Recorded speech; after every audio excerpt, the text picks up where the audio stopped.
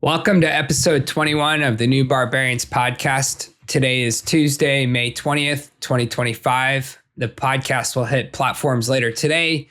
Unfortunately, we experienced some technical difficulties and couldn't go live, but we look forward to interacting with everyone after we post this.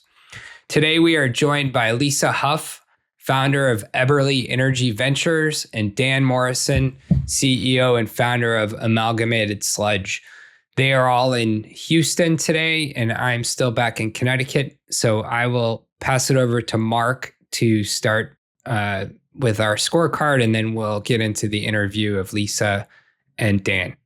Thanks, Bill. And for those who didn't know the background here, we've just spent some time at Digital Wildcatters out here on the outside the ring of downtown Houston, kind enough to set us up in their wonderful studio.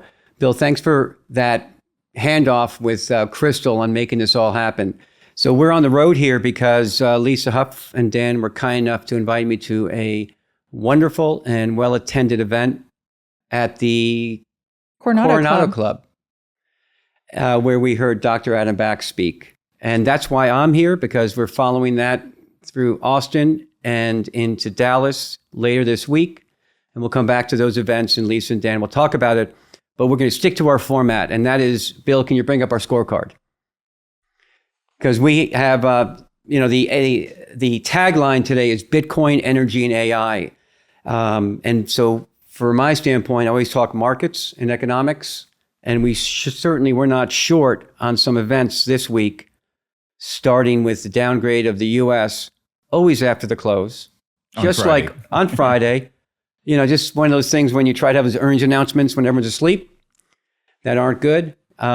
It's exactly how S&P did it on August 5th. I remember they said we're going to do it. No one thought they would do it in August of 2011 with the first downgrade. Treasuries didn't trade very well after that. We had that happen.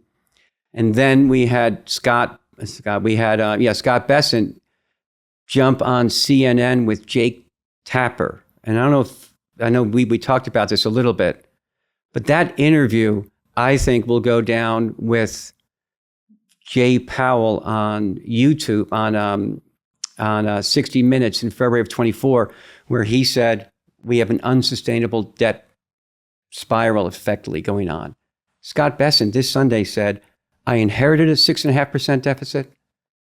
I really can't handle it. So I'm going to try to just effectively inflate our way out of it. So he's not going to fight it. He's going to grow with it. So he's what we call fighting fire with fire. That was news, and the market didn't like it. So let's look here.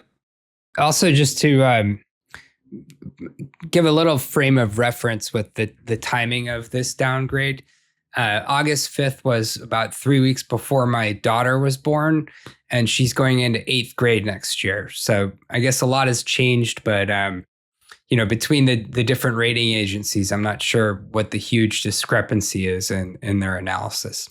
And that goes to the point of, how do you take any of this seriously if it was 14 years difference between the first downgrade from AAA to the last? And not going to technicals, Bill, but I love the perspective. Thank you for that. You have almost a generation and a half, or almost a full generation of time pass before someone realizes that we're never going to be able to reduce our deficit.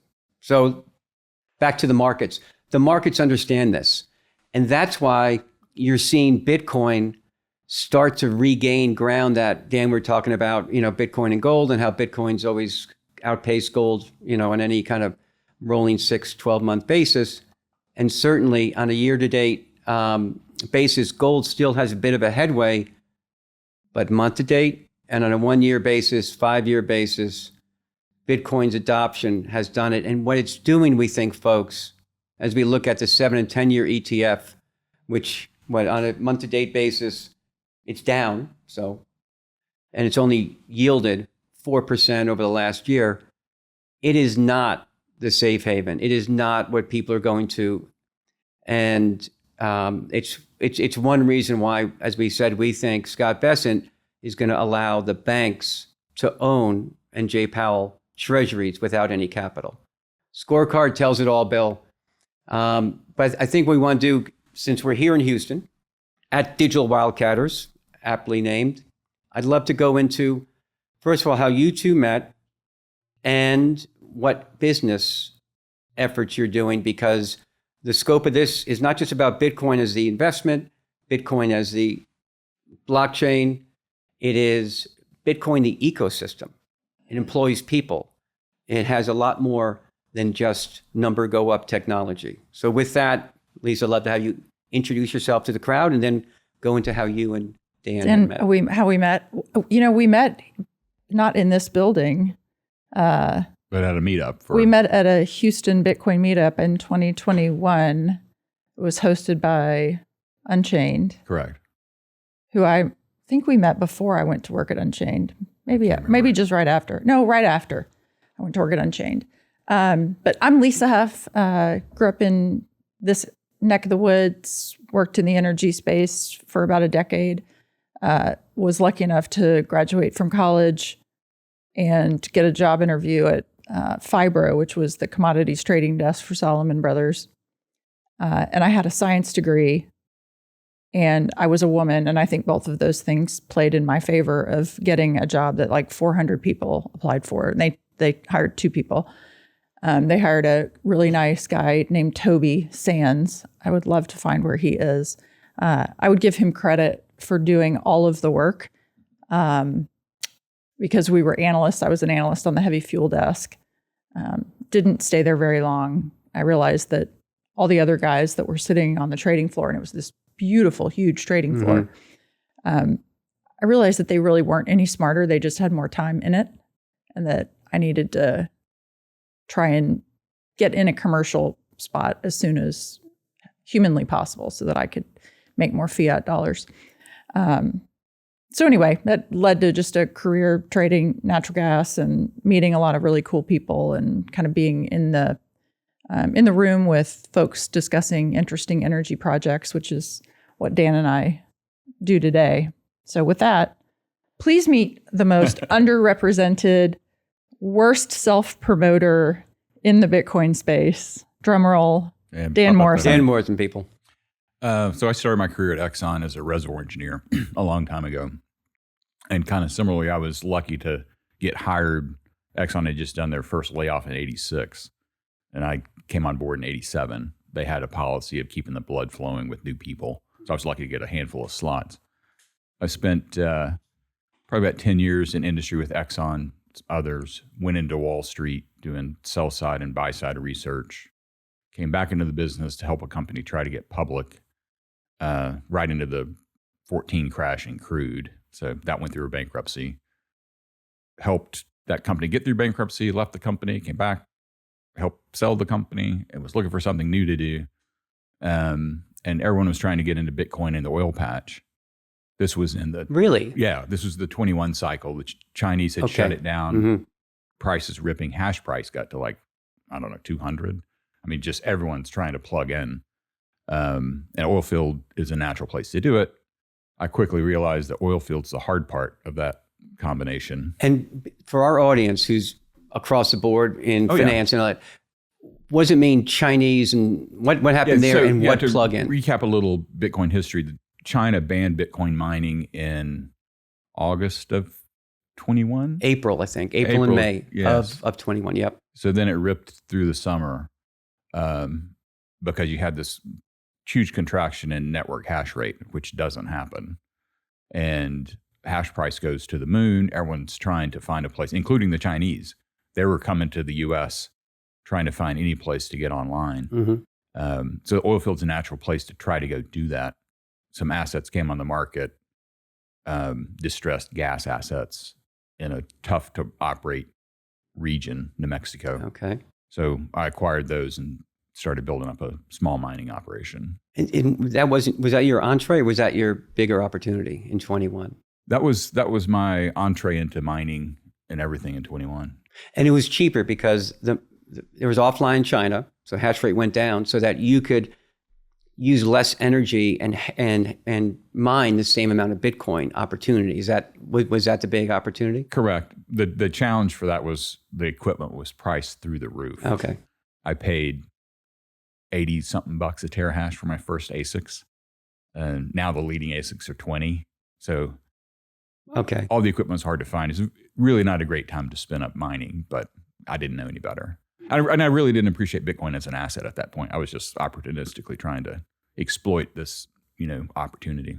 Say more about that, because I think for anybody in the energy space, or maybe not in the energy space, that wonders how an off-grid miner or somebody connected to energy assets, how are you optimizing, or how, from a capital perspective, what are you doing? You're taking X and you're turning it into Y. Right. So back then, the equation's the same, the numbers have changed. But basically, you're taking low-cost natural gas, you're investing capital in generating equipment and mining equipment, and turning that into Bitcoin. That uplift back then was upwards of, if you think about it in dollars per unit of gas terms, gas was trading at $2. You're selling it in a Bitcoin equivalent at $40. So that's why the gold rush was just so insane. We'll have a link about how $2 goes to $40 in the show notes, folks. Bill, make sure we get that done. And unfortunately, like everything, reversion to the mean's a bitch. Yeah. And that didn't last forever. But even still today, with leading edge equipment, you can take that $2 and turn it into 12 to 15. With old equipment, you can turn it into 5 or 6. So it's still an economic enterprise mining if you have gas for your fuel. Yeah, but sorry, I won't be the interviewer the whole time, but this is the game. But say more about disadvantaged gas assets. Oh yeah. So the gas market, when you look at a quote for the U.S. price, you see Henry Hub. That's the settlement point for NYMEX in South Louisiana. It's what you see on TV. It's what you see on TV. Not representative of how you buy gas. Correct. The gas market's really a physical over-the-counter market. So it's very fractured, very inefficient, well, arguably inefficient, but regionally very diverse. It has each region, because you can't put gas in a tanker truck. It's got to go into a pipeline to move it. So it's not fungible. That's something that people in finance like that throw that word around. Correct. The molecules are pretty fungible, but their location is not. Transport, right. So the price of that animal, you said Henry Hub is over here, and there might be another delivery animal with a different type of name because of the region and the. Correct. Okay. So we'll just talk about one near and dear to my heart because that's where I operate, called Waha, which is funny. I don't even know what that means. It's got to be an acronym for something. If you're in New Jersey, it means it's where you get hot dogs. That's right. Yeah, That's it's right. a Waha hut. Yeah. So that's a trading hub in West Texas. Most of the Permian Basin gets priced off of that. You have gas. So the price signal for supply demand is just broken for natural gas over there. The supply is associated with the crude development, which is slowed down a bit in the recent months, but still all the capital is driving into crude development. It brings gas along as a byproduct. Mm-hmm. So unfortunately, those guys aren't looking at the gas signal or the price signal for gas to control their output. If they were, they would not produce any gas. They can't help it because it comes with crude. Mm-hmm. So that we ended up with negative pricing in Waha. Negative pricing. You literally pay someone to take the gas on the pipeline. And that's the pipelines have to do that to try to keep capacity. So that $2 to now was 42 to 12 now was actually a -1 or 2. -1 or 2 to 5 or 6. Yeah. Okay. So, but it's physically hard to go get in a position to have someone pay you to take their gas. That's kind of an elite group. But still, broadly speaking, you can go pick up gas assets on the cheap because no one wants to buy that stuff if you have to give the product away.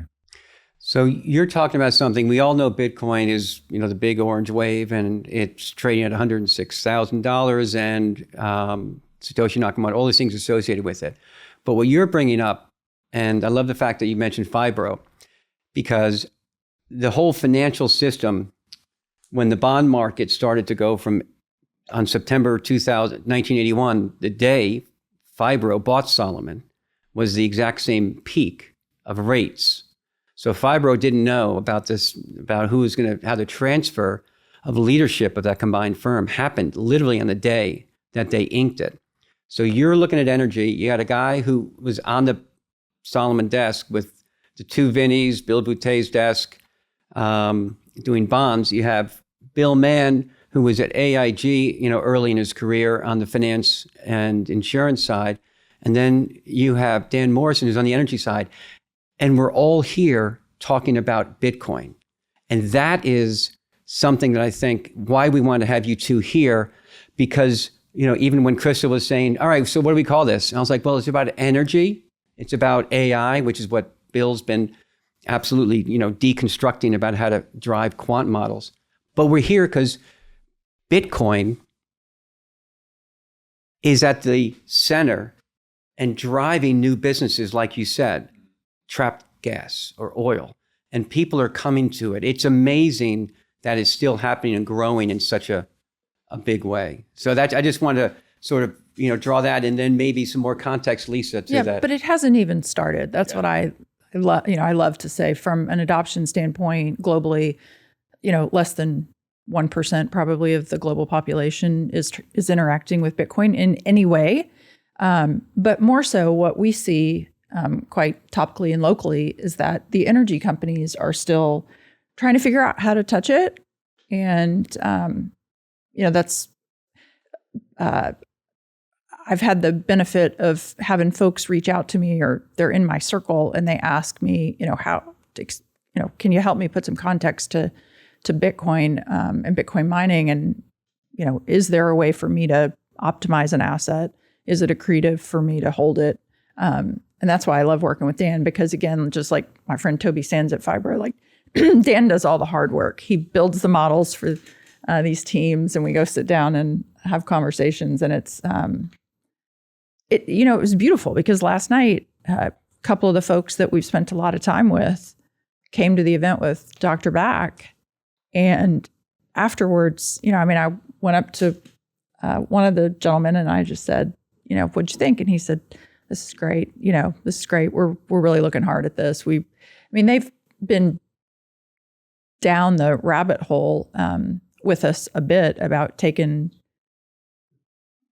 rigs. Another disadvantaged asset. They had rigs. They have 9 or 10 rigs or 7 rigs or something that they're not using. And they want to take those and put power out in the Gulf of America. Yes. And, whether they end up selling that to an AI person or a data center group or a Bitcoin mine, like I think using energy in this way is a benefit. It takes pressure perhaps off of other pain points. But for these guys, just locally, it helps them. It's accretive. It helps their balance sheet. It will help them operationally. They don't have to sell a rig for scrap.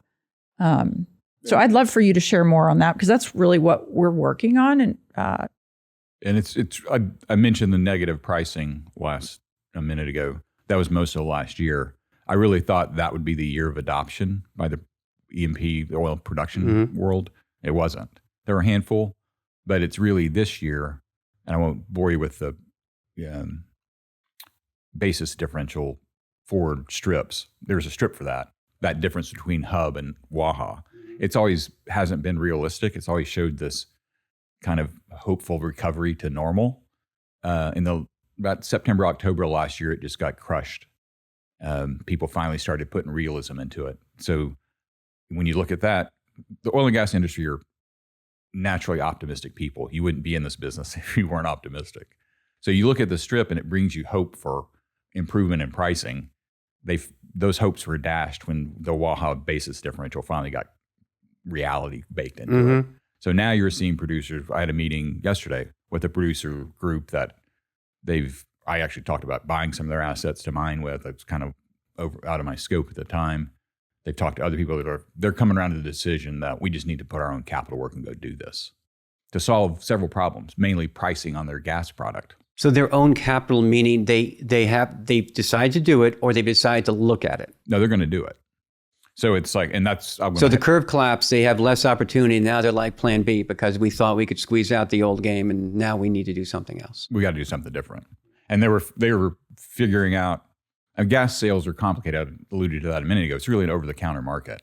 So they're looking at this. We had an improvement in prices from November to March, and they're looking back at that. We still didn't make any money. So it's like we have to do something different. They've got this fairly large asset in West Texas, and we'll go put some capital to work to fix the problem. Well, and also, I mean, I think the events like having Adam back last night. And Lisa, I'm the only person just so it gives context. Try to bring it back. Who is Dr. Adam Back? Oh, who is Dr. Adam Back? Well, you should Google him if you don't know who he is. He's this gentle giant in the world of Bitcoin. He was patient zero, mentioned in the Bitcoin white paper. Communicated with Satoshi via email, which you can go read. You can go Google. They're all available. He's a legend, and he's on a whistle-stop tour this week in Texas. Unfortunately, I can't follow the tour, but you're following the tour. Yep, to Austin. And then I think the Texas Blockchain Council is having an event Thursday on Pizza Day. Fantastic. Put that to the side, that topic. So, yeah, and Lisa, the event that last night at the Coronado Club, it reminds me of when, and we've all had these small instances in our life where we see something happening, no one recognizes it. It's like seeing, say, an NBA game before the Knicks took off in the 70s. Like you're like, Clyde and Pearl are pretty good. I'm a Knicks fan, so we're kind of resurrecting old names. But when the tickets were only $15, when you could sit, not that far up the court. Now, obviously, it's a whole behemoth.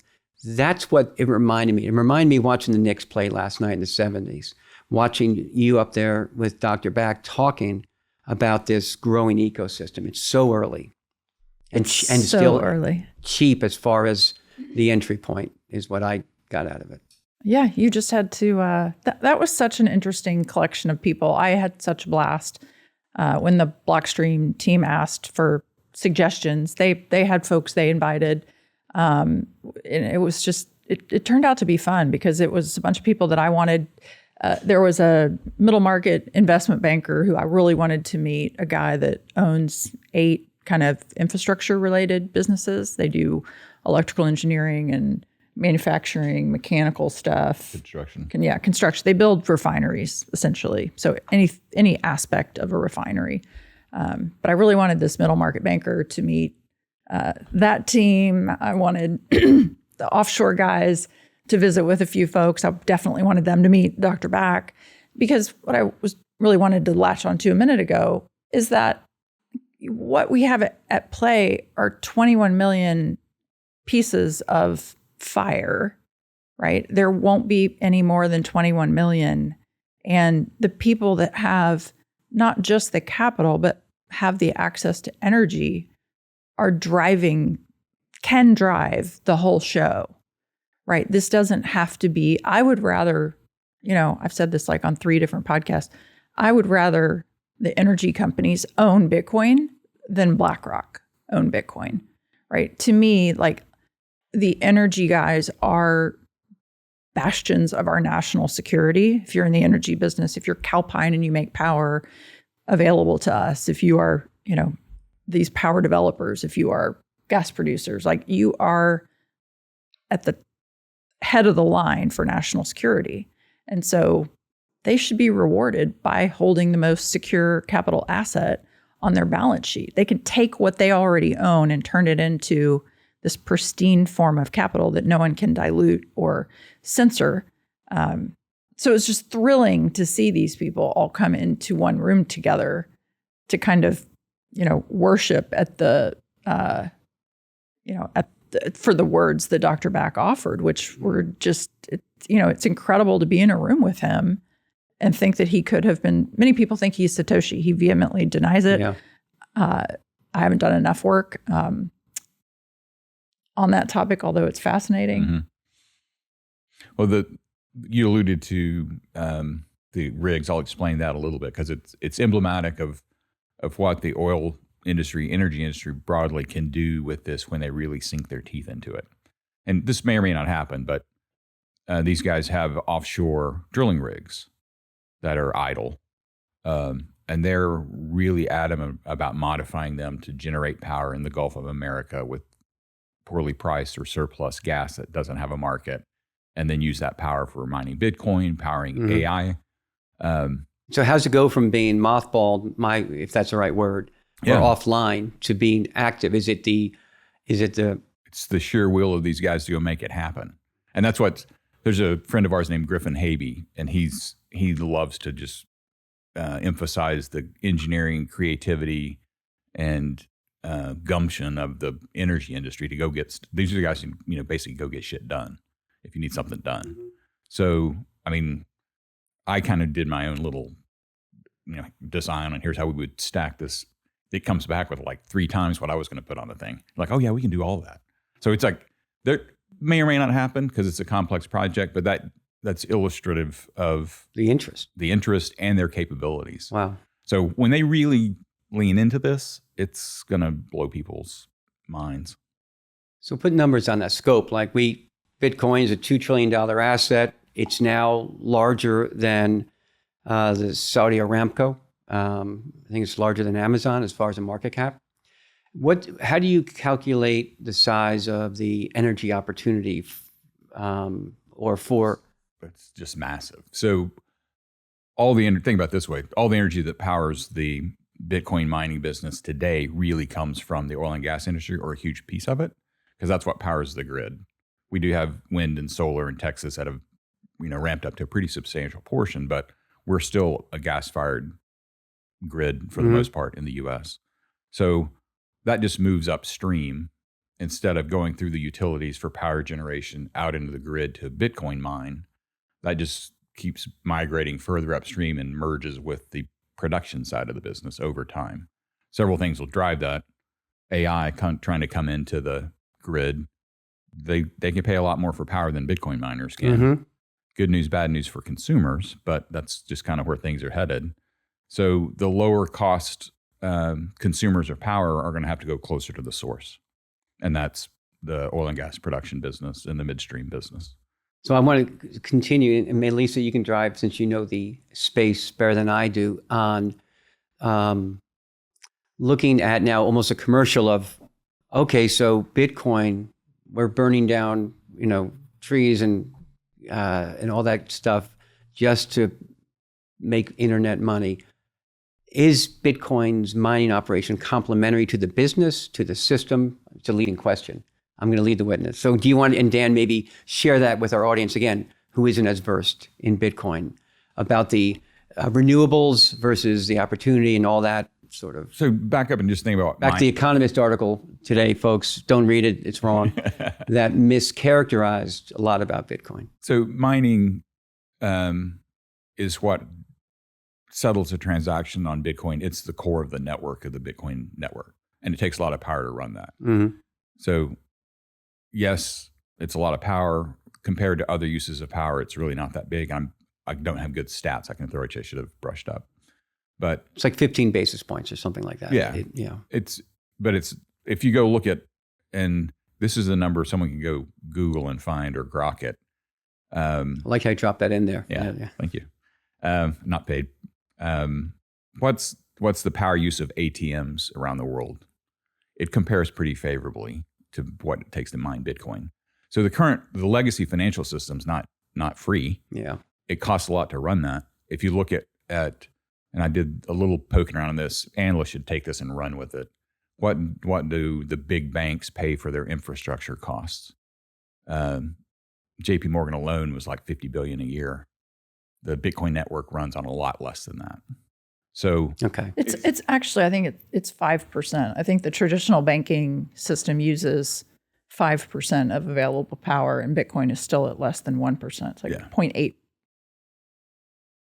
Yeah. So it's fun to take shots at that, but when you compare to the legacy system, it's a paltry piece. And then if you compare the bang for the buck, that's where it's like really a great value. Yeah, I was just going to add, I mean, I think how I like to think about it is like, what are we trying to actually do here? What are we really trying to, what's the end that we aim for? How are we going to do good things and help other people, what is it that we're actively building? And this may be hard for people to accept. And feel free to make fun of me in 10 years on social media or whatever if you see me somewhere. We're building a monetary system for the whole world to use. And so do you want the rail or the railroad track, as I like to say, to be built in another country where they then control the monetary system?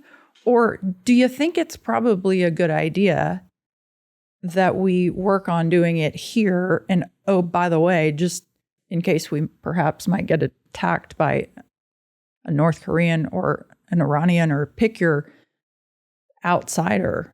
I mean, we know that they've come close to harming our grids, right? We have caught Iranian nationals at some of our strategic grid sites. What if all the power goes out, right? Then it's like Armageddon, and don't get him started on his list and backpacks that are in every car, and he's a massive prepper. Everyone should actually hit you up for information on that, because that's incredible. But so having this money, the railroad for money behind the meter or off grid is absolutely critical. Again, not to toss the national security out there like it's nothing, but it's critical to our national security. And I think I'll say one more thing, just to current day, right? The meetings that Trump was having with Saudi Arabia, with the tech giants, right? They're over there talking about distribution of chips, those GPUs. They're over there talking about AI, right? That's the bargaining chip. Mm-hmm. Trump wants to control the distribution of the NVIDIA chips. That's reasonable. It's really forward thinking to go and have these conversations on this topic with those leaders. And to your point about building, that was based on our investment, DARPA, internet. This is 60s, 70s, Adam back around, investing in that backbone that gave rise to Sand Hill Road and in Silicon Valley, and our position to be able to have that decades in the making. Right. Well, but what worries me is that what do those foreign nations have in spades? Don't say it. Energy. Right. And so this is why, I love to posture that Elizabeth Warren should be in prison for treason, for harming America by, scattering rumors about Bitcoin that just are not true. I mean, she was, whatever her relationship is with the bank leaders, Jamie Dimon, et cetera, it was corrupt. The banks know that Bitcoin disintermediates them inside of a decade. The dollar will become disintermediated. I mean, unless we have friendly stablecoin legislation, which I think is, on the docket for kind of this week. Yep. But this notion that, negotiating with people who control energy, that's the whole thing.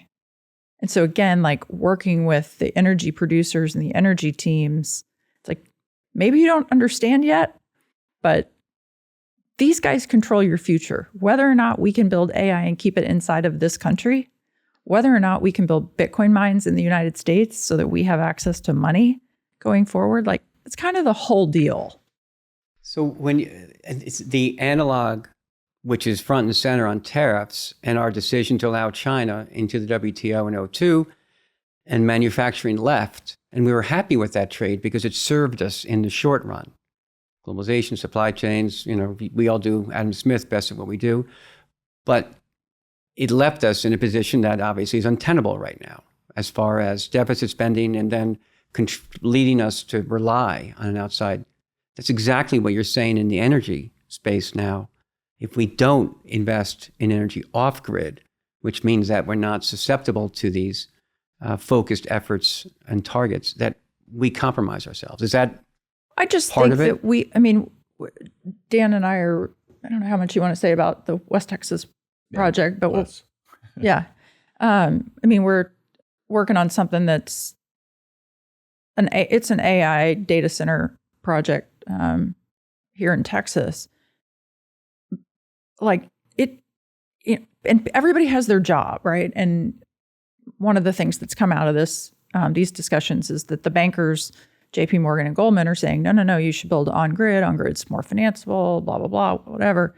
Again, you're not seeing the long game. The long game is let's make energy as capital efficient as possible. Let's go create AI inside of this country. Let's go build Bitcoin mines inside of this country. Like, this is the trade route. Bitcoin is the trade route of the future. Mm-hmm. When the strategic import of AI, everyone's kind of getting their minds around that pretty fast. Bitcoin's as strategically important, or will be, as it grows into the monetary system for the world. So, and Trump has said it. He hasn't done anything to encourage it yet. He says he wants all the Bitcoin mining to happen, in America. That's kind of impossible. It sounds great, but we do want a lot of it. Mm-hmm. And we actually kind of want a proportional amount relative to our GDP to be there for reasons we won't kind of get into, but you need to own your fair share of those financial rails to participate in the global economy or the global financial system that's going to run around Bitcoin. So it becomes a very strategic need for that infrastructure to stay in the U.S., just as the AI infrastructure needs to stay in the U.S. Both are very power hungry. Arguably, the AI's as much, or maybe even more so. Well, Bill might have a comment on that, because we're focused on Bitcoin, and I agree with you about the settlement layer. I mean, it's clear, it, and I'm going to quote you about Bitcoin as a future trade route. That's phenomenal, because that's core to this whole podcast motivation about the ecosystem. But Bill, as far as you being a quant researcher, out of AQR, 2 Sigma, you have a lot of folks with a lot of brains that you're friends with. How has that adoption of AI gone? Is it in the first inning? Are people using it but incorrectly? And I'd love you to answer that, but also I want you and Dan to sort of go back and forth, because you're talking about the centers and data centers, and you made a comment, Bill, about every time you drive it. Anyway, I'll let you tell it about how you feel guilty about the exhaust pipes that you imagine.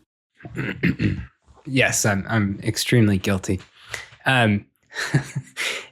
So the quant finance industry has been using AI for a longer time than most, and machine learning and compute used to be very expensive. You used to have to have your own server farm, and that was a competitive advantage to have that infrastructure in quant finance, to literally have lots of compute. And then that sort of went away with the cloud. It just became so much cheaper to get access to lots of compute. And eventually over the last, so that's going back 10, 15 years ago when I first started using AI. And then 5 years ago, you started hearing AI in Super Bowl commercials, and, eventually it's become, part of everyone's parlance. And, social media and all of these different tools obviously use a lot of it on the back end. But in the last, since ChatGPT went live in the end of 2023, everyone's using it now. And it's, across corporate America, it doesn't matter what industry you're in, everyone is trying to understand their data, and they're using AI, and LLMs in particular are consuming tons of energy. And I actually don't know how much I use, but I use 4 LLMs on a regular basis. And, you do hear some of these sort of quantifications of how much energy it takes to do a single LLM query. And it's kind of scary when you think about the energy consumption that everyone is using on their phones, and you're querying these LLMs from your phone, and you're doing it multiple times a day, and then you feel guilty about driving your car around the block when I have a feeling that it's de minimis compared to the amount of energy that's being used just by people using their phones. Forget about me doing heavier quant research. I'm breaking the LLM. So presumably whenever I do that, I'm leaving the thing spinning somewhere, and it's, like I'm driving an 18-wheeler around 24 hours a day. I guarantee it wouldn't even be close to the amount of energy I'm using, and I think everyone else is using without even realizing it. Yeah, Bill, you got to drop the guilt over driving your car, man. Yeah. I mean, you got to move to Texas. We'll teach you how to drop that guilt. I leave my car running when I go in the grocery store, full on SUV running. I'm like, yeah, F you people in those Teslas or whatever. Like, because you know what? Because when my wife is from Houston, and I've spent I've driven around on the 12-lane highways quite a bit, and almost been run over by your gigantic SUV. Well, so guess I what? understand. None of those Teslas are going to work when we have a power failure, right? You're all going to wish that you heeded my words and you went and bought a diesel truck. But well, I also wonder how much coal is being burned to power that Tesla. Oh, 100%. Yeah, all that power comes from the grid. There was a great shot of the gal from GM who was running their EV. I don't know if it was a clip and they were like talking, the car's great. And the reporter asked, where does the power come from? She's like, it comes from the building over here. He's like, no, but where does that power come from? And I forget what market they were in, but it was like 70% coal. Yeah. It's like it's a total NIMBY, not in my backyard. If I don't see it, then it didn't exist. You just move the emission from the exhaust pipe of the car out to a plant, which has some benefits, but on an efficiency basis, you lose a lot in transmission. Transport, yeah. So it's kind of it's a bit of a shell game. And as Bill's talking about consuming energy to run, a random assessment on ChatGPT about a grocery list or what's the best recipe and how much energy is used there. It's energy that's used and not stored. Whereas with Bitcoin, what we're doing is you're securing and storing Bitcoin for the future, and you're growing that trade route. So there's a compounding, integral system that you're growing and trapping the energy, as opposed to with LLMs, maybe we all benefit from it, but it sounds like we're just wantonly, driving these models, which again, I know, but as far as people saying either or, let's just say you can do both. But if you want to play the game about the best use of fossil fuels, well, I would say that storing gold for digital gold forever on a network that's expanding with more capabilities, maybe that's a better use. Yeah, or facilitating trade and transactions rather than just, satisfying my curiosity or writing a legal agreement for me. And that's all valuable, but it's a much more fundamental function than what AI is currently getting used for. I think all that evolves. I'm an AI neophyte. I've only focused on the power piece of it. But demand's going to continue to increase, and it's the plans that are on the books for AI far exceed where Bitcoin is or where it's going to grow, at least in the US from a power consumption perspective. So it's going to be the bigger issue to solve from a power side. Much bigger. I mean, go look at the Goldman. For anybody that's interested in those statistics, go read the Goldman report that came out in April of last year, 24. It was astonishing. About demand growth. From AI. From AI. In fact, there's a note at the very beginning of the report that this does not include demand for Bitcoin mining. It was purely data centers, AI. We're having a renaissance of demand growth for power. So that's Goldman's report. You're talking about the grids that you're working on to power AI. Bill, you say that everyone's using AI in the research area in the hedge fund side, but I don't know how well they're using it. Speaks to the point about how early we are, because your report, and I suggest everyone look at, Bill did a breakdown, a grid system on the top, Bill, 7 or 10 LLMs out there? So yeah, back then it was, I think 7, but yeah, that actually fluctuates in that too. And as you know, I use different ones and they're all evolving. And they're evolving. And when I've talked to people, they said, oh, I didn't even know the KPIs or the categories to review about how to assess if it's the right model for me. You know, Gemini, good for research, ChatGPT for ideation. So we are so early innings in this. And what I love about what you two are doing, besides the complementary relationship, as you said, deferring a lot to Dan. And he does all the hard work. And Dan, you know, some of us are Sherpas, and that's the role we play, we carry it. Can you talk about the complementary nature, if there is one? I've heard of it, between Bitcoin and AI? Yeah. Yeah. So AI loads are as a power load. And you could just imagine Bill's request for help on his research comes in, the computer spin up. This is my very base understanding. Computer spin up, that's an increase in the power load. Mills on it for a bit, and then it goes back down. So if you have a bunch of computers, each taking individual questions, those are going to kind of offset each other. When you build these giant AI clusters, it's one giant brain. In the XAI facility, there are 50,000 GPUs per cluster, I think. So that all, Bill sends in his request, vroom, everything goes up at once. So you can see these 10, 15% swings in power, which is meaningful. It's really meaningful when starts at 250 megawatts, and then you're spinning it up 10 to 15%, and then it goes back down 10 to 15%. Grids hate that. That causes all kinds of problems on the grid. So one thing that's being done is to balance that with the most flexible load, large load on the planet, which is Bitcoin mining. So if you co-locate a Bitcoin mining load with an AI load, it can help offset some of those swings by reacting fast enough to balance the load. So the utility at that point sees a fairly smooth load, and they're okay with that.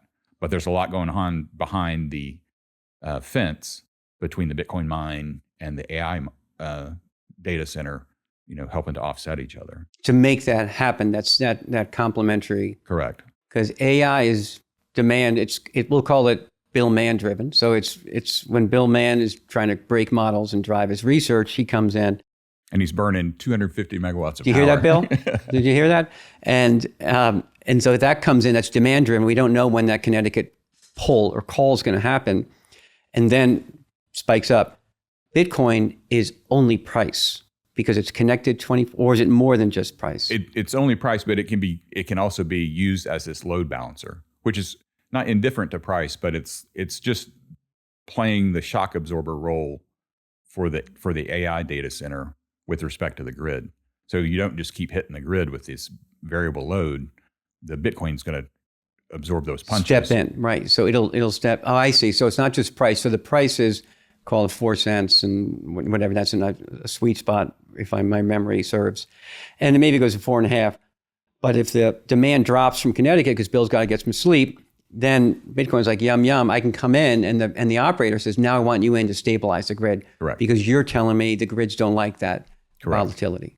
Yeah. Okay. 100%. And I brought this up on the last podcast I did. There's a phrase for this developed by a guy named Farmer Tom, who's CEO or his role is at Cathedra, a small Bitcoin miner, a brilliant guy. He calls it mullet mining, which is AI in the front and Bitcoin in the back. And AI's got a much more, well accepted reputation as for power consumption. It's like we all want AI.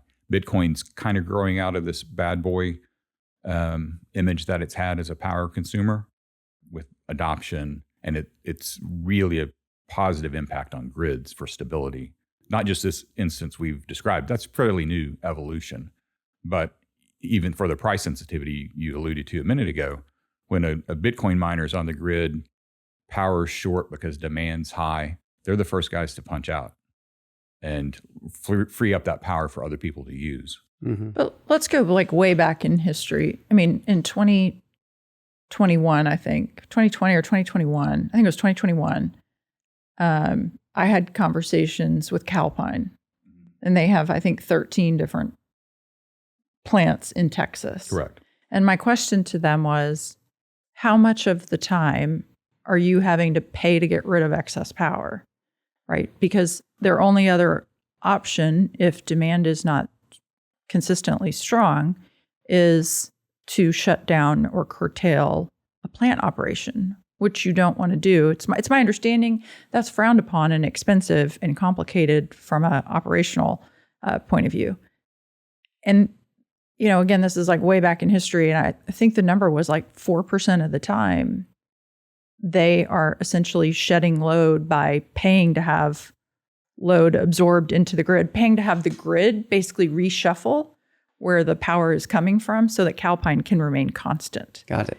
So that makes zero sense, right? When you have this alternative of Bitcoin who can, you know, in this case, Calpine could have done something with the Bitcoin guys, and that those Bitcoin miners can absorb their load, basically what Dan is saying, and pay Calpine a constant rate for that, right? Like based upon, I mean, they can look at all of their analytics, and somebody in the structuring group or whomever can come up with what the price will be, but it probably wouldn't have been negative to Calpine as is currently the case.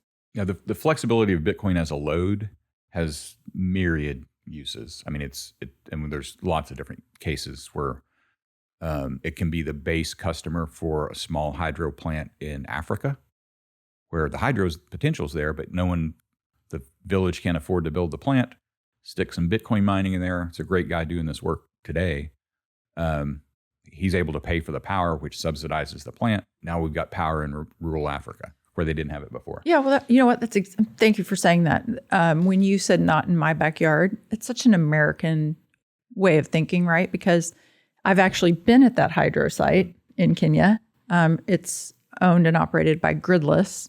They're incredible. Your audience should definitely Google gridlesscompute.io, I think is their web address. That's exactly what happened. They came in, partnered with kind of an energy company that had set up operations, but never really had a consistent buyer for the power. And so they ended up not really operating. Gridless comes in, sets up a Bitcoin miner. They're the baseload buyer of power at all times.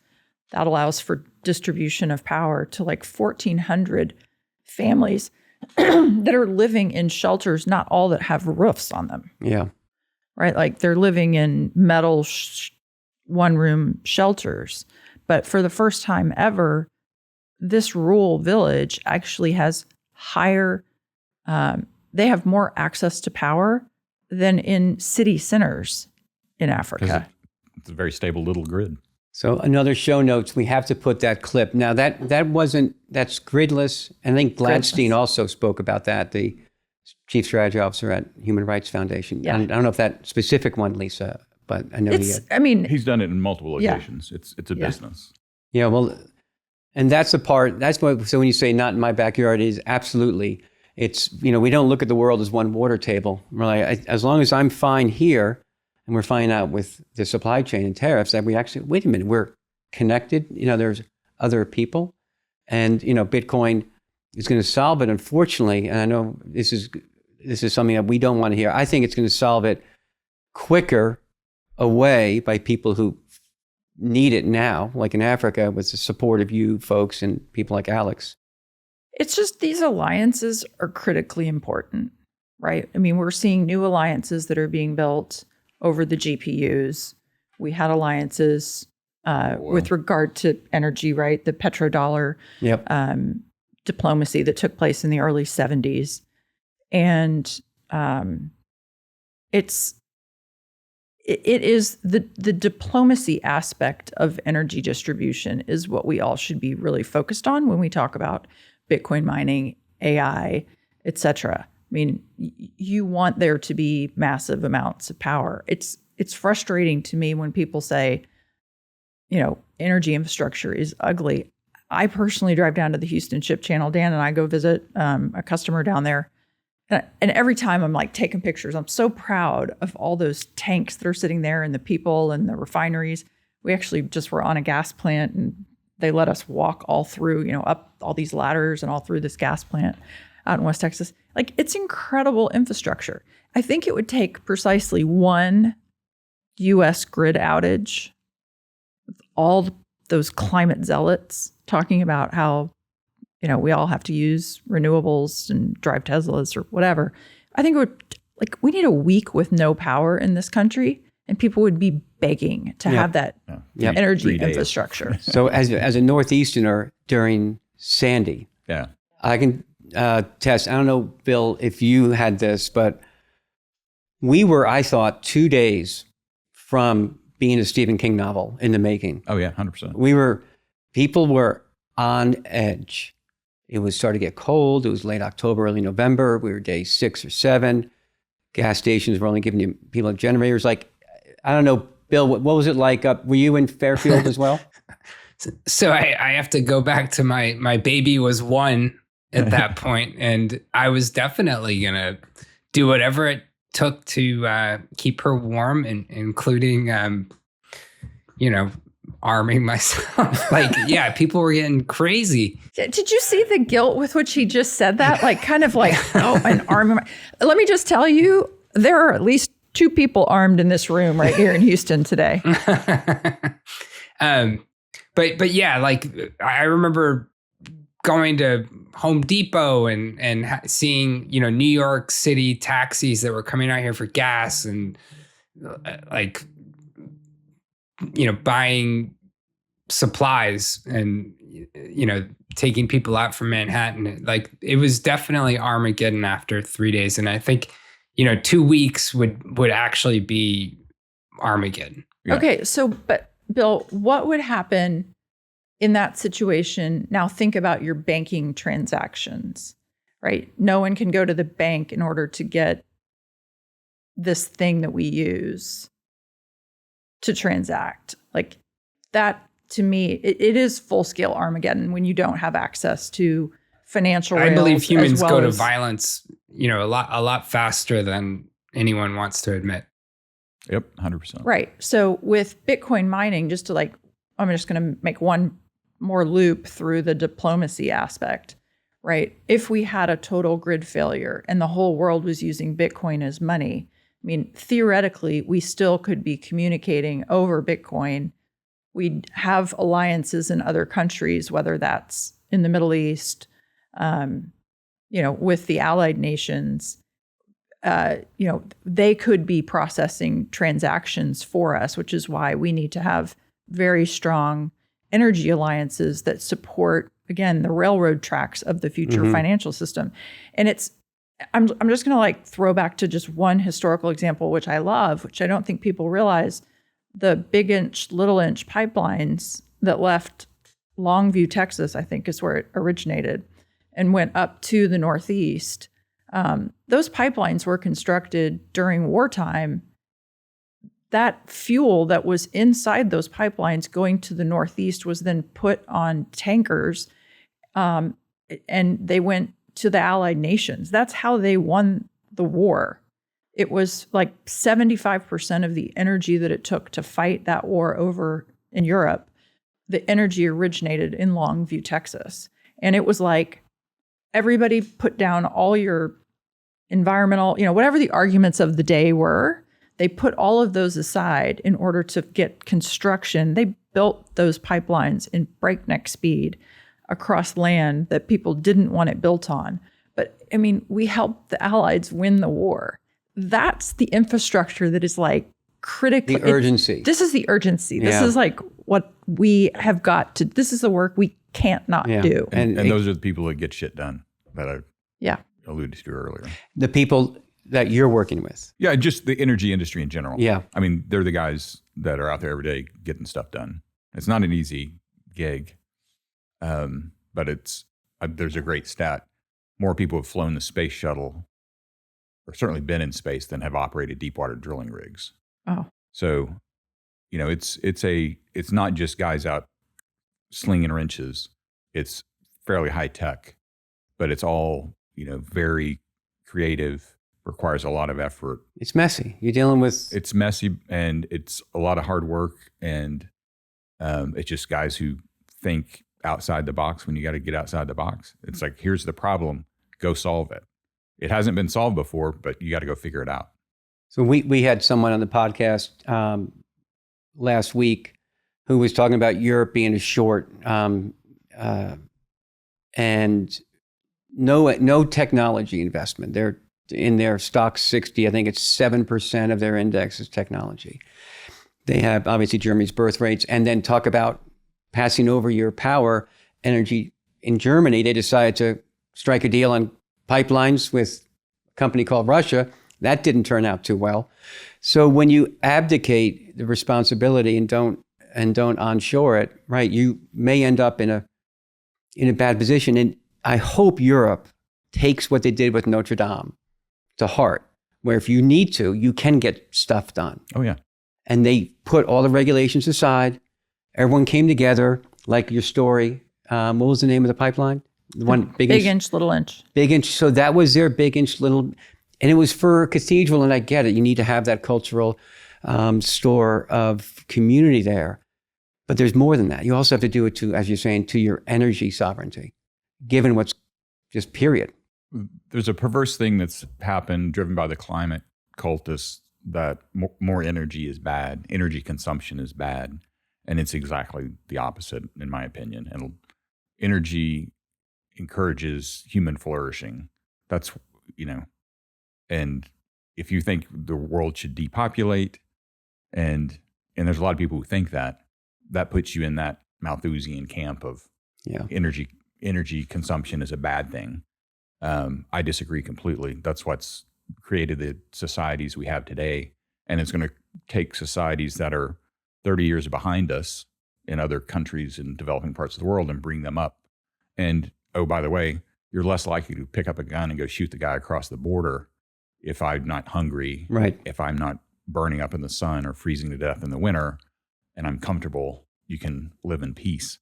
So I think that's just a fundamental difference between climate, how that's gotten perverted into this. We need to shrink. We need to withdraw. We need to starve populations, effectively. Yeah. We need more energy. Yeah, we need more energy. But the energy transition and the growth of energy, an interesting thing that I read recently was that every time we have a transition from one form of energy to another, people view it as though we'll use less of the first thing. So if you look back to wood, and when wood was, in use in homes, right? That's how people kept warm. And then we went to, John D. Rockefeller, we went to oil, right? So the thought was, well, we'll use less wood because now we have this other form of energy that's more dense, et cetera. That's actually not at all what happened, because they started putting the oil in wood barrels. And so the use of wood went up. And that's a good thing, right? Like, wrap your brains around, it's a great thing for us to just layer, energy options for our use, for the betterment of society, right? Like, yeah, we don't have to go into the declining birth rate, but let's just bring optimism back to the country. Yeah. Right? We do that. We can bring optimism back to the United States with good energy policy. So that we all are doing this business for different reasons. That part, I think a lot of people, our kids and some don't have optimism. They have this cloud of I don't know what the word is. They're hopeless. It's of not shame, but it's like there's not a joy or spring in people's step. And there should be, because like, holy moly, with Bitcoin, I totally have it, because everything improves. There are more ways to use sustainable, not that it's always sustainable, but the thing about technology, and as a risk manager, everyone says, oh, by 2035, I'm like, there's the only thing that you can really do besides physics, which you can map out over time, life expectancy, you can map out unless there's war. But if you want to talk about modeling with energy and finances, you can't go beyond 5 years. Unless you're in actuarial science, again, it's about people. You can't. So the part about knowing has to be innovation, because that's where the feedback is. And that's Bill working with you is phenomenal, because what he's doing with his AI models is helping us understand things, do a podcast. Is it reasonable to go to Houston? We have more information. Say, yeah, Mark, get in a plane, go to Houston. And I'm feeling great about it because I'm resourcing myself in order to see opportunity to drive innovation. And you can just tell by the change in my voice right there how exciting that is when you get good people, good tools, and you're not worried about what may happen. You don't know what's going to happen unless if you sit down and worry, you know what's going to happen. And it ain't going to be good. You mentioned an interesting comment about risk, which we talked about a little bit last night. It's like now you have an asset with Bitcoin that isn't going to get deflated into oblivion or inflated into oblivion by printing more Bitcoin because it's scarce, it's fixed. So if I take the energy of my efforts and my earnings and I put that into Bitcoin, that's a lot less risky, in my opinion, than buying treasuries that are with fiat currency. There's just going to be more of that. And you do a look back where you had it on your chart of treasuries versus Bitcoin, over most periods. It's just there's a perception of security and low risk that goes with the traditional financial system that's completely an illusion. All innovation is uncertain. Yeah. Risk is uncertainty, and we only look at it on the fat left tail. Mm-hmm. You want uncertainty on the innovative side. And that's you will get uncertainty, you will get risk, and it's upside. And that's, the whole brain is just too worried about, too saying, I want certainty. They hold, what's it, HSPF, or have fun staying poor, whatever that little, But I think that's the one thing that Bitcoin is finally getting people to wake up to. And traditional financial advisors, which I've danced around that world a little bit, you look at portfolio allocations, right? And it's the fun thing is you can do them backwards. So if you go look at your portfolio allocations, had you done a 2% Bitcoin allocation, that made a lot of sense. And it's just so that's one of the things I think driving adoption, but it also just illustrates this perception of Bitcoin as a risk asset when it's probably not as risky as a treasury position. And back to define your terms. Right. Exactly. That's why I think the strategic reserves, both on a state level and on a federal level, will be really helpful. I was going to share, thought this might be funny given your conversation with wealth managers. I'm going to share with you, this is a real conversation that I had. So there'll be no names, but a wealth manager that Dan and I are acquainted with was sharing that he has a new client, and it's the client it's tens of millions of dollars of assets that have come into this wealth manager's new account. And he said, they're really looking for help structuring. They're limited by what they can invest in. It's dictated by the state of Texas because this organization receives state funds. And so it has to be in treasuries. And the mandate is there can be no risk. But prior to coming to this wealth manager, and I'll get back to what he recommends for them, but prior to coming to this wealth manager, this organization with these tens of millions of dollars was at 120 banks. They had 180 CDs, and they had more than 20 instances where they had exceeded the FDIC insurance limit. So they were, directly in violation of what the mandate for the state of Texas is. But to come back to their biggest mandate, we don't want any risk. And so this wealth manager was explaining, and this is not my world, this is y'all's world, but they were going to do this treasury kind of ladder layer or something. And I was like, again, not my world, but are they going to like maybe make 6%? Are they going to make 5%? Like, you're just still guaranteed to make money. Like, why don't you just buy Bitcoin? There's no risk in Bitcoin. It's the only asset that is scarce, period. We call the laddered portfolios a lazy river because it feels good, but it really gets you nowhere. Yeah. And that is, especially as the money supply increases 6 to 7%, you're literally going nowhere, but feeling good. From a risk perspective, they're invested in the banking system through CDs, writ large, multiple banks, but it's all one system. They all work the same. And then they're invested in treasuries, which you have to come out at par, you've got to wait to maturity. And where's the dollar 10 years from now? It's not going to be higher or worth more, I should say.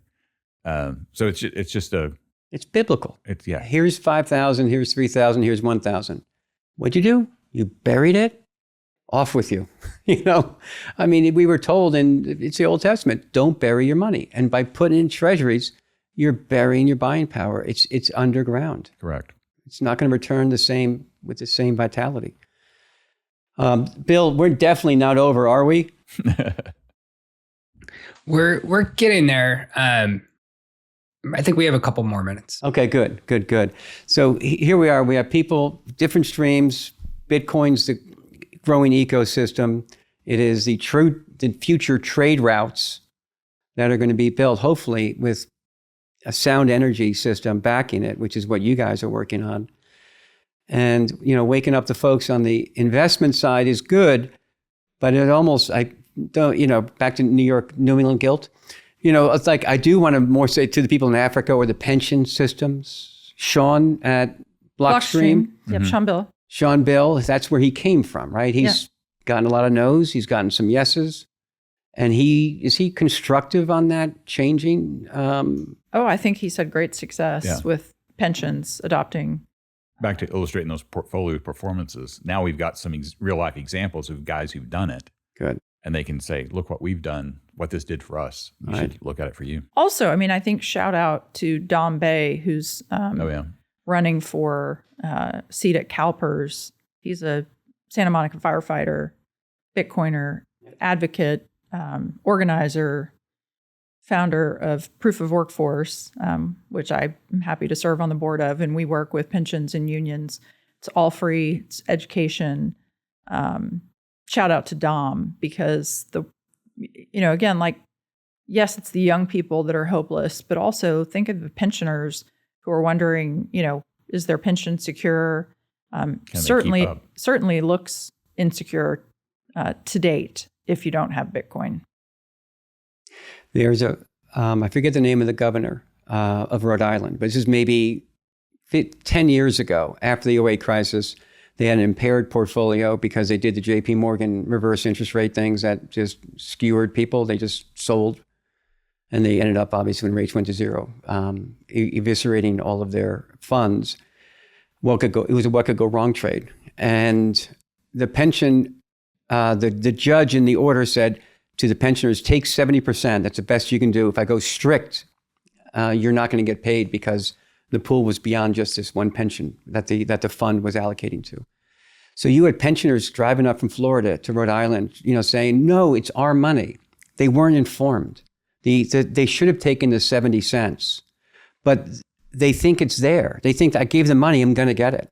They didn't. They didn't vote for the plan, and they got pennies on the dollar because the system was broke, because they didn't have advocates. So we've already seen it in our lifetime. People are like, no, the U.S. is going to pay for everything. It's like, no, we've seen failed pensions. Even if they pay you, what are they paying you with? Yeah, and that's that's the rub. Back to the round. So the other beauty that I think Bitcoin, one, adoption's bigger worldwide because they need it. Here in the U.S., we have a functioning system. Yeah, it's it may not, we see through it to its flaws, but it works for everybody. So if you're in Africa and you don't have access to a banking system, Bitcoin works. So we've seen international adoption a lot faster than we've seen it in the U.S. The other point is that fractional reserve banking system, people are finally kind of seeing through that. All you got to do is go watch It's a Wonderful Life, and they explain it brilliantly. They do. So it's like, it's not your money. In Spain, they just drop the hammer for Thank you for bringing that up. yeah, £3,000 or €3,000 withdrawal. You've got to get approval for A day in advance. Just say that part again, because my wife read it and she grew up in the business. She's like, wait a minute, what? Yeah. So just go over that because it's so foreign. So yeah, so if you roll into your local bank branch and you want to pull $3,000 for whatever, it's your money. You've got to get approval to do that a day in advance and explain what you're doing. And then the European CDBC that's coming, it's not your money. If you can't control it, it's not yours. Yeah. Same with property. I mean, Bitcoin's really the only, and this is the thing that starts to resonate with different audiences. If you're paying your property taxes right now, that's an annual reminder that you don't really own that property. They can come take it anytime if you don't pay your taxes. So Bitcoin's one of the few assets, maybe the only in the world, that you truly own, that you're an individual sovereign ownership of that asset. And that's one message that resonates with people kind of that are landowners in the rural West, because they get that hits home. They were also the RIAs that went into the Bitcoin ETFs out of the box. They weren't on the left coast. They were all in the center of the country. Yeah, that was a fascinating statistic you had. Yeah, and because as you said, they get it. They get it. So I think, Bill, this might be a good time to, before we wrap up, first of all, thank you both for, I know there's a lot going on in the business, so taking the time. Thank you for last night. And where can folks reach you if they want to learn more about you? Any type of website, LinkedIn? I'm horrible self-promoter. My best access is probably on X. I'm at Sludge LLC. Okay. And I have a video pinned there on my profile of West African story of Bitcoin and how it's fixed some problems there. So that's the one that turned around for me personally. I saw that at South by Southwest, started crying. Wow. That's when I really thought I began to understand what Bitcoin could do. So that's on my at Sludge LLC on X. Cool. Thank you. Yeah, you can find me on X or you can find me on LinkedIn. I always offer to folks, you should start doing this too because it's so fun. If you reach out to me, if you're looking to work in Bitcoin or you want to learn more about anything, reach out. We'll set up a 15-minute chat. Over my time in Bitcoin, I've always done this, and it has just given me opportunity to talk to so many cool people building incredible things. I think that's why I feel so hopeful, is because you get to work with the energy teams, work with experts like Dan, see it from that side, but then to work with folks like you. I mean, I think that's how we met, really. Yeah. It was like, hey, let's connect over this thing that we're both interested in. Bitcoin really brings together great people. So it's an awesome honor. If you reach out and you want to set up, 15-minute chat, I won't keep you on the phone forever. But always happy to do that. So we've never had a guest do that. And I would invite everyone to do that with Lisa. Thank you for that offer. My pleasure. And Bill, anything you want to close with as far as some of the papers you've written to our financial audience who wants to try to still stack fiat and hopefully buy Bitcoin one day? So I guess a few things. I just published a macro paper that I'll put on SSRN in about a week and a half.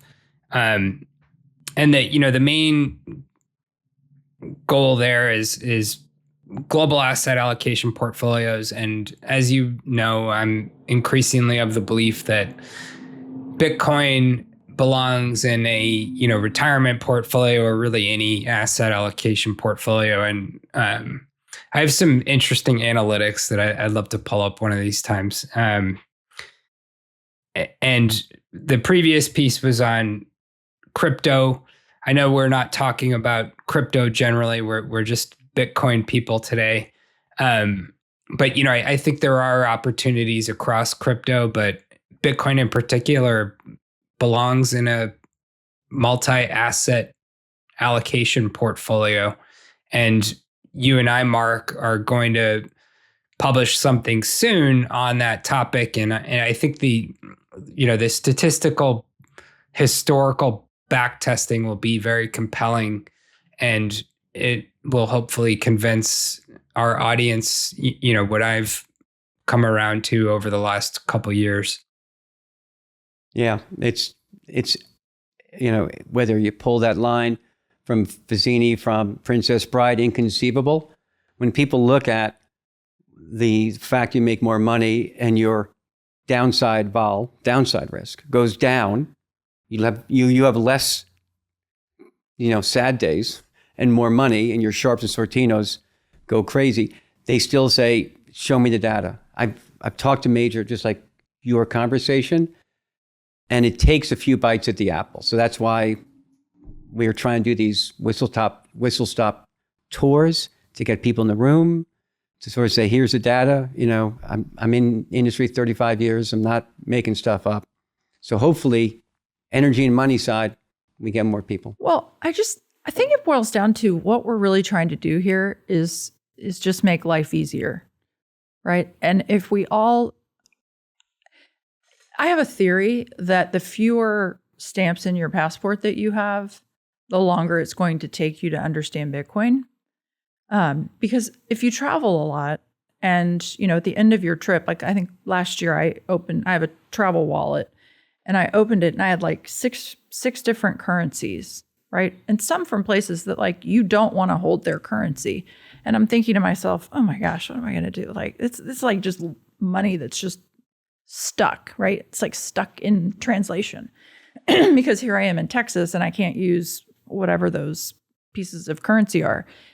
And actually, was in a great deal of risk losing value in some of those because the currencies continued to devalue at an extremely rapid rate, even faster than the US dollar, which is astonishing in itself. So if you just think about Bitcoin as money, if you just tell yourself the truth and accept the fact that in 10 years, it will be the money of the world, right? That's a fact. It will be. What money do you want to hold in your wallet, right? Like, I don't really want to hold the Argentine, whatever that is. I don't want to hold all of these other countries' volatile currency. I want to hold money that is hard, that is safe, right? And for me, as I say all the time, I'm inherently lazy. Like, I don't think of Bitcoin as an asset. It's just the most easily understood way for me to store my own energy, right? I get up, I go to work. I don't work for anybody anymore, but if I did, every 2 weeks I'd get a paycheck, right? And then it's my choice of, am I storing this in an Hermes bag, in an Argentine sack thing? Am I storing it in Bitcoin? Am I storing it in dollars, right? Mm-hmm. Like, people just need to accept that this is money for the whole world. And, it doesn't, yes, you can think about it as an asset allocation, but really we're just in a transition period. That it just will become normalized for you to have your assets in Bitcoin, and you will get wealthier over time when you do this. And the faster you do it, the wealthier you will. So get your passport stamped, folks. I love that. Get out of the border. And we did that. We took foreign currencies that we had, Indonesia, India, even in some pounds.